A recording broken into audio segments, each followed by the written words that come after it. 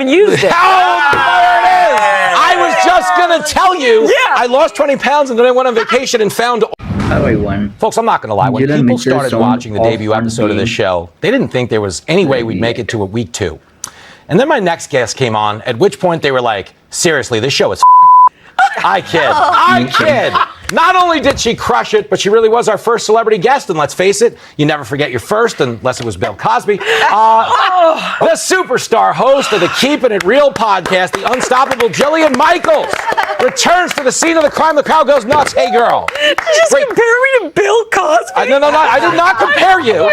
You were not compared. You were not compared. You were heroically welcomed home, and I'll start here. Okay. You had, Emily was my witness, you had given me workout advice. I mean this. The first episode on the show, I lost a legit 20 pounds. So you clearly haven't used it.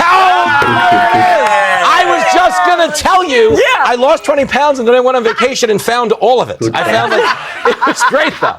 But it was like, this is one thing I want to talk about, though. Okay, some people gain weight and they don't know how they did it and they get frustrated. They're like, God, I'm trying so hard. I'm getting so vexed. How you did it? Oh, I know how I did it. I absolutely did it. At the La Fonda Plaza Hotel in New Mexico, they had a rooftop bar. It was open at like 10 a.m. You vacationed in New Mexico? I was everywhere. Were you doing meth out there? I was cooking it. We don't do it. Well, you know what I mean? We just sell it. Who goes to New Mexico on vacation? Well, we were in a host of places, but the way it works is the host asks the questions. I'm kidding. I missed you, man. I did miss you. Did you?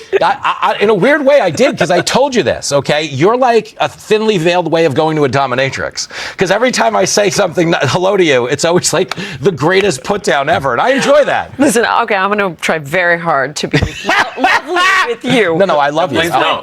Yeah, exactly. We're enjoying We're your audience They're right now. into You've got us right this here. Just turned It's a struggle. It's actually just a personal challenge. I wanted to see if I could accomplish it over the course of this show.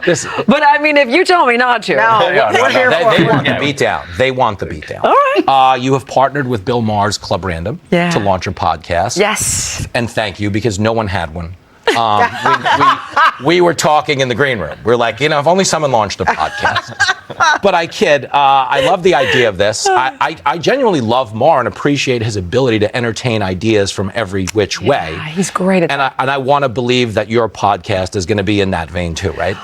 I'm definitely trying. Yeah. It's interesting though, because if you present a point of view, you immediately get labeled. I've been called a libtard and a MAGA within the same sentence. Now, to be clear, McBee apologized. He apologized for both of those tweets. I'm kidding, but I get it. Cosby was worse, so don't feel bad.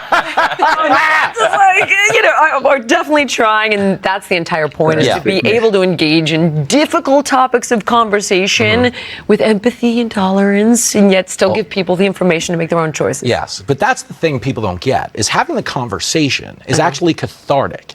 Because the way it works now is everyone who says they want to have the conversation just says, you better agree with me. Right. I'm going to agree. It's like, America needs to have a conversation. I'm like, okay, I'd like to secure the border. They're like, well, your wife's a I'm like, what does that have to do with anything? Okay. But the point is, people like you that are willing to get out there and have the dialogue as a celebrity matters. Okay. Because it gives permission down ballot to the rest of us. So that is commendable. But are you concerned about the fact that we got to a place, probably in the last 5 years, where the gap between what people believe to be true and what they were willing to say in public kind of went that way? I'm deeply concerned, actually, which is one of the reasons that I partnered with Bill is so we could be, quote, uncancelable. Yeah. So Bill and his team, Chris Case, Chuck LaBella, they basically said, be fearless. Yeah. Say what you want to say. Talk to who you want to talk to. We got you. And if you get canceled over here, we'll move you over there. Yeah. Do what you need to do. We're going to weaponize you. So let's see how it goes. I love this. It's going okay so far.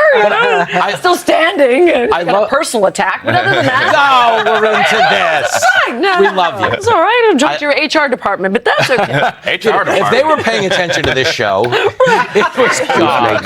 I'm not even sure this is being filmed right now, to be honest with you. I think they're make-a-wishing me. They're like,